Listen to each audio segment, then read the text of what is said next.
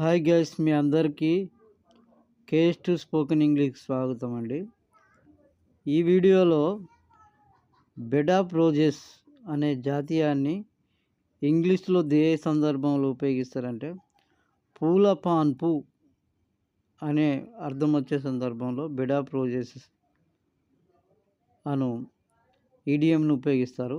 పదాలు విడివిడిగా చూసినప్పుడు వేరు వేరు అర్థాలు వస్తాయి, కానీ వీటిని కలిపి ఒక ఇడియమెటిక్ మీనింగ్ వచ్చే విధంగా ఇంగ్లీష్లో వాడడం జరుగుతుంది. దానికి అర్థం ఏదంటే పూల పాన్పు. దీన్ని మనం కనుక ఒక ఇంగ్లీష్లో ఒక సెంటెన్స్లో ఉపయోగించినప్పుడు ఈ విధంగా ఉంటుంది: the position of minister is not bed of roses. అంటే మినిస్టర్ గారి యొక్క స్థితి అనేది పూల పాన్పు లాంటిది కాదు.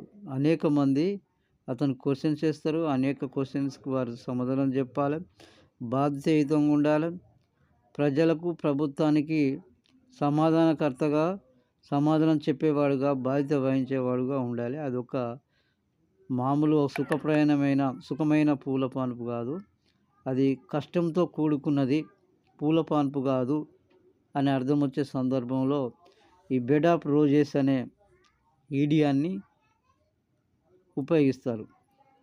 ఇలాంటి బెడ్ ఆఫ్ రోజెస్ అనే ఈడియంను ఈడియమెటిక్ లాంగ్వేజ్లో పూల పాన్పు అనే అర్థం వచ్చే సందర్భంలో అర్థం వచ్చే విధంగా వాడడం జరుగుతుంది.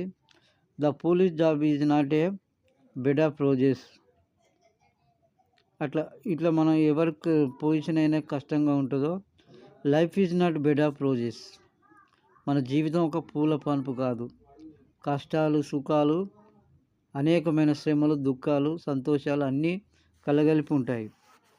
కాబట్టి ఈ బెడ్ ఆఫ్ రోజెస్ అనేది పూల పాన్పు కాదు అని అర్థం వచ్చే విధంగా ఇడియమెటిక్ లాంగ్వేజ్లో ఉపయోగిస్తారు. ఫ్రెండ్స్, ఇలాంటి వీడియోలు ఒక్కొక్కటి మనము ఒక్కొక్క ఇడియమెటిక్ను మనం రోజు నేర్చుకోవడం వల్ల ఎక్కువ గుర్తుంటుంది, కన్ఫ్యూజన్ అనేది ఉండదు.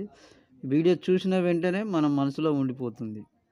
కాబట్టి ఫ్రెండ్స్, నా యొక్క ఎక్స్ప్లెనేషన్ మీకు నచ్చినట్టయితే ఈ ఛానల్ను దయచేసి సబ్స్క్రైబ్ చేసుకోండి, షేర్ చేయండి, లైక్ కూడా చేయండి.